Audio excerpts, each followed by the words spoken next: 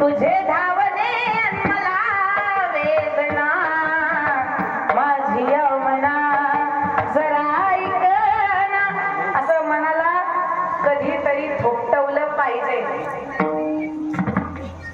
असं करता का तुम्ही? असं करता नाही, मग मी स्वीकार करत नाही.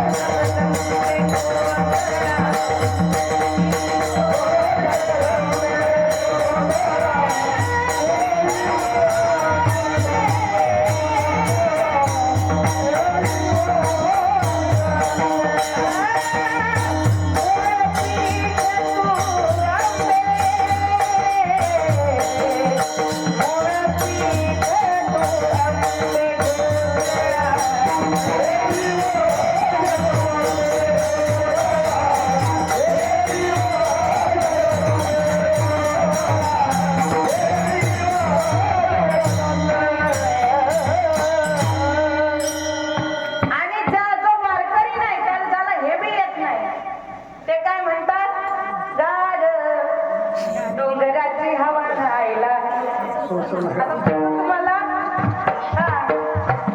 काय तर मग कसं सांगू तुला येडा माई ग, तुझ्यासाठी जीव लागला झुरडीला झुरडीला. सांग निरोप माझा त्या माता माऊली हरणीला. अहो सांग निरोप माझा त्या माता माऊली हरणीला. कसं सांगू तुला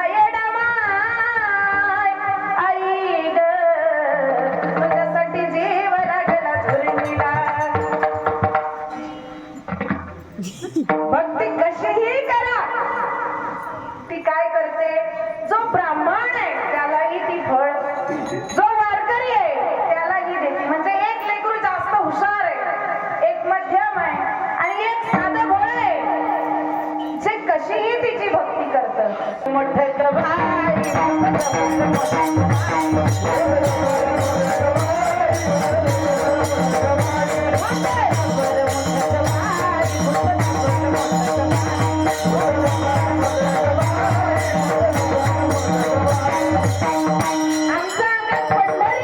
मोठं आल्या गेल्या झडपी आणि ते भूत एकदा असं आहे, ते भूत म्हणता का भूत लागले कोणतं भगवानाचं. तव तव हसती मधुरे जागे, गोविंद घ्या कोणी दामोदर. कुणाला कोणतं भूत लागतं महाराज? कुणाला गावदेवीचं लागतं, कुणाला भैरवाचं लागतं. माझ्या संभाजीराजाला भूत लागलं. कशाचं? धर्माचं भूत लागलं.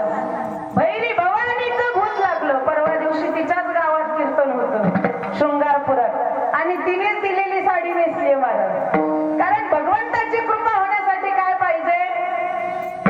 तो पैशाने कृपा नाही करत तुमच्यावर. तुम्ही फेकता 11 रुपये असे फेकतात देवासमोर. कशा फेकता? इमानदारीने सांगा. मी आता पालखीत पैसे पाहिले, मी बघितलं कसे टाकतात. तुम्ही मंदिरातल्या वरदायिनीची पूजा केली आणि घरी जाऊन दुसऱ्याच्या परक्या स्त्रीवर जर वासना टाकली तर तुमची पूजा सफल होत नाही, ती विफल झाल्याशिवाय राहत. बायकांच्या बाबतीतही तेच आहे. तुम्ही जर परपुरुषावर तुमची नजर फिरवली तर तुमचं पातिव्रत्य एका क्षणामध्ये नष्ट झाल्याशिवाय राहत नाही. कारण म्हणून त्या जगदंबेकडे गेल्याच्या नंतर तिला जेवढं तुम्ही तिचं पूजन करता, कारण हिंदू धर्मशास्त्रामध्ये स्त्री ही नेहमी पूजनीय मानलं गेलेली. कशी? आपण नेहमी सुवासिनींचं पूजन घालतो ना. गुरुवार झाले तुमच्याकडे काय असतात जेवायला? कुमारिका असतात का?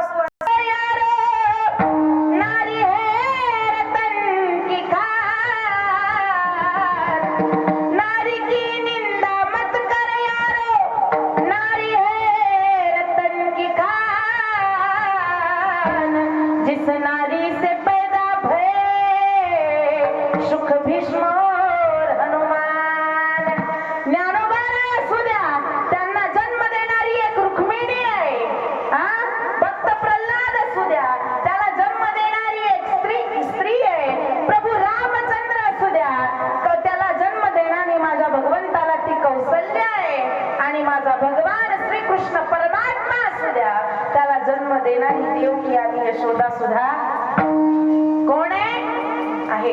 म्हणून आणि आता वेळ आली आहे आपल्या घरातली स्त्री वाचवण्याचीच नाही, तर आपल्या धर्माची स्त्री सुद्धा वाचवण्याची वेळ आलेली आहे. कारण भगवान श्रीकृष्ण परमात्मा असो, ती आदिशक्ती असो, भगवान महादेव असो, सगळ्यांनी अगोदर कुणाची पूजा केलेली आहे? कुणाची केलेली आहे? कुणाची पूजा केली? स्त्रीत्वाची पूजा केली. मग आता तुम्ही म्हणाल महादेवाने कशी केली? उत्तम उदाहरण आहे, तुम्हाला सगळे माहिती आहे. गणपती दरवर्षी तुमच्याकडं काय रे कोपऱ्यात गेलास तू पोरा, माझ्या समोर येत. कशावर येतो गणपती? किती वेळ राहिला? कंटाळली वाटतं हे लवकर नाही ना? हाय हाय. कशावर येतो गणपती? तुमच्याकडे चालत येतो का? कशावर येतो गणपती बाप्पाचं वाहन? काय यांनी ठरवलंय? बोलायचं अजिबात बोलायचं, फक्त कीर्तन झालं की जेवणावर ताव द्यायचं, घरी कल्टी. ऐसा नहीं होता है, कुछ तुम बोलो कुछ हम बोले, है की नाही? देव आपल्याला फक्त आपण देवाला मानतो का? जर तो कुठेतरी असल तर मला शिक्षा देईल, म्हणून आपण या भ्रमात आहे. त्याला मानायचं का नाही मानायचं, मानायचं का नाही मानायचं, मानायचं. पण ज्यावेळी पूर्ण श्रद्धेने आपण त्या भगवंताला, त्या आदिशक्तीला मानतो, त्याच वेळेस तो आपल्या सोबत राहतो. महाराज जनाबाईने मानलं म्हणून तिच्या गौऱ्या सुद्धा विठ्ठल विठ्ठल बोलायला लागल्या ना. आपली भांडे आपलं काहीच बोलत नाही, आपले हात सुद्धा बोलत नाही. पण एक सुंदर गीतकार म्हणतो की बाबा, जोपर्यंत हे शरीर दिलंय ना त्या जगदंबेने, एक दिवस जायचंच आहे. ज्याचं स्टेशन आलं त्याला उतरावं लागणार आहे. नाही जर उतरलं तर काळ्या कोटामधला टीसी येतो. जसा ट्रेन मध्ये येतो तसा म्हशीवर बसून सुद्धा एक टीसी येतो. आणि तो मग काय करतो? तुमचं स्टेशन आल्यावर तुमच्या कंबरड्यात लाथ घालतो आणि तुम्हाला खाली उतरवतो. म्हणून तुम्ही काय केलं पाहिजे? हे भाड्याचं घर आहे, भाड्याची खोली, भाड्याचं घर आणि खाली जिंदगी किराए का घर है, एक ना एक दिन बदलना पड़ेगा. मौत जब तुझको आवाज देगी, घर से बाहर निकलना पड़ेगा. त्यावेळेला म्हणता नाही येणार, भात कापणी राहिली, भात झोडायचा राहिला, काढायचा राहिला, बिल्डिंग बांधायची राहिली, काहीच म्हणता येत नाही. म्हणून जोपर्यंत भगवंताने शरीर दिले तोपर्यंत ते विश्वास ठेवून, कारण या जगामध्ये विश्वास ठेवण्याचं स्थान जे एक आहे ते फक्त त्या जगदंबेचे चरण आहे, भगवंताचे चरण आहे. का? दुसरीकडे विश्वास ठेवला तर विश्वासघात झाल्याशिवाय राहत नाही. पण भगवंतावर जर विश्वास ठेवला तर तो गौरीमध्ये सुद्धा येतो. आणि गौरी सुद्धा विठ्ठल विठ्ठल विठ्ठल विठ्ठल विठ्ठल विठ्ठल विठ्ठल विठ्ठल म्हणायला आपलं तोंड सुद्धा म्हणत नाही महाराज. आपली गौरी म्हणणारच नाही का? आपलं तोंड सुद्धा विठ्ठल विठ्ठल विठ्ठल विठ्ठल. पण महाराज या जगामध्ये तुलसीदास महाराज म्हणतात, नाही विठ्ठल आवडला तर प्रभू रामचंद्र आवडू द्या, नाही तो आवडला तर सीता माता आवडू द्या, नाही आवडलं तर रामायण आवडू द्या, भागवत आवडू का? एवढं श्रेष्ठ आहे. त्या प्रभू रामचंद्राला वरदान देणारी ती वरदायिनी आहे. ते रामायण किती श्रेष्ठ आहे? तुलसीदास महाराज म्हणतात, सिया राममय सब जग जानी, करहु प्रणाम जोरी जुग पानी.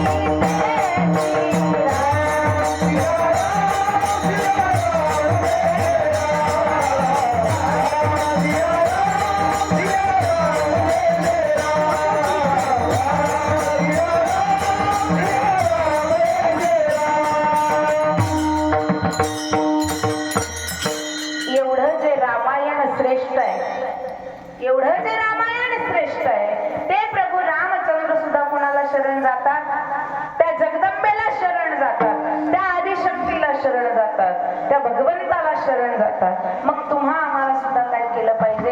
ती श्रेष्ठ आहे म्हणून तिला शरण गेलं पाहिजे. आपण नवरात्रातच शरण जातो, ते बी नवरात्राचे 4 नवरात्र नाही जात. हा, एकच नवरात्र अश्विन शुद्ध नवमी म्हणजे सिंहासनी बसते ज्या वेळेला, तेवढ्याच 9 दिवस तुम्ही जाता. तुम्ही एवढं तिला शरण जाता, एवढं जाता. नवरात्र 2-4 दिवस दूर राहिले, त्याच्या अगोदरच साबुदाणा आणि काय दळून आणता तुम्ही?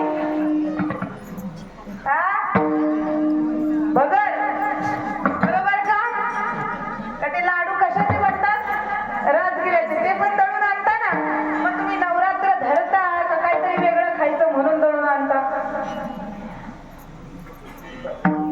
ती जगदंबा युद्ध करते म्हणून ती त्या सिंहासनावर बसलेली, म्हणून ती काय खात नाही. आणि ते उपवास कशासाठी धरायचे जगदंबेचे? आई युद्धाला गेली, ती 9 दिवस युद्ध करते. जिवंत कोंबड्या फ्राय केल्या, जिवंत मासे फ्राय करून खाल्ले.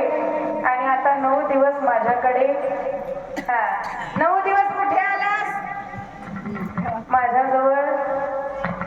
9 दिवस तिने उपवास केले, तिने आपल्याला साठी उपवास केले. आपण वाचावं, राक्षसांचा संहार व्हावा. जसे परक्या धर्मातले राक्षस आता माजलेत ना, तसे पूर्वीचे राक्षस माजले होते. आता जसे राक्षस माजलेत, तसे आपल्या लेकी बाळींना उचलून घेऊन जात आहेत. का? आपलं रक्त फार थंड झालंय, आपल्याला फरक पडत नाही. आपली गेली नाही, दुसऱ्याची गेली. ज्या दिवशी आपली गेली त्या दिवशी म्हणा ना, बघू म्हणा. असं नाही, आता असं नाही करायचं. पूर्वी राक्षस चालून आले तरी वाचवण्यासाठी भगवान श्रीकृष्ण परमात्मा होता, प्रभू रामचंद्र होते. आणि सगळ्यात महत्वाचं ती जगदंबा, ती आदिशक्ती, ती रेणुका, ती चामुंडा, ती महाकाली होती. पण आता ती येणार, आता येईल का ती येऊ शकत नाही. म्हणून तिने तुम्हाला मला काय केलेलं आहे? इथं पाठवलंय. म्हणून तिने सांगितलंय, जो पदर कायम तुझ्या डोक्यावर असतो, वेळ आली तर तो पदर कमरेला खवून समोरच्याच्या कंबरड्यात लाद घालता आली. बरोबर ना? बरोबर का नाही? आपल्या स्त्रियांना घर चालवणं शिकवल्या बरोबर जगाशी युद्ध म्हणजे युद्ध करण्याकरता ते सुद्धा प्रशिक्षण देणं गरजेचं.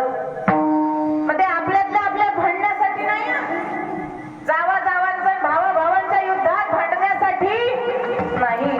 ज्या वेळेला परचक्र या हिंदू धर्मावर या सनातन धर्मावर चालून येत त्यावेळेला त्या क्षणासाठी या भारतातली स्त्री, या भारतातली आदिशक्ती कायम कशी पाहिजे, तयार पाहिजे.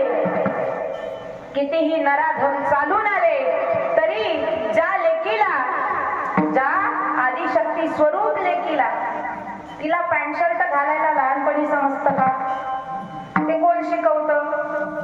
आपणच शिकवतो ना, आपणच आणतो. मग आपण जे शिकवतो त्याच लेकीला दोन हातात तलवार घेऊन असल्या नराधमांची मुंडकी कापायला सुद्धा आपण शिकवले नाही. शिकवले पाहिजे का? का तुम्हाला माझी मराठी कळत? आता बऱ्यापैकी माझी मराठी कोकणीत झालेली, वरची काय आता जास्त येत नाही. का तुम्हाला उमजतच नाही? आपल्याला उमजत नाही. मला सांगा, तुम्ही सगळे फेसबुक बघता? पटापटा सांगा, बघता? जरा सांगा ना, बघता की नाही? मोठ्याने म्हणा, काय लाजताय? इथं का तुमची हळद आहे का माझी आहे? खरं सांगा महिला मंडळ, तुम्ही बघता? त्यातल्या ज्या तरुण आहे, आता आमचं म्हाताऱ्या काय बघतील बिचाऱ्या? इंस्टाग्राम बघता. मग ते उघडल्याच्या नंतर सध्या बांगलादेशाची परिस्थिती काय चालू आहे आपल्याला दिसते ना. हो म्हणा, नाही म्हणा, काहीतरी म्हणा, तोंडाने म्हणा. गड्या जेवढं राहिली ना, जेवढं राहिलीत ना, अरे ते बी नाही सांगत. विठ्ठल विठ्ठल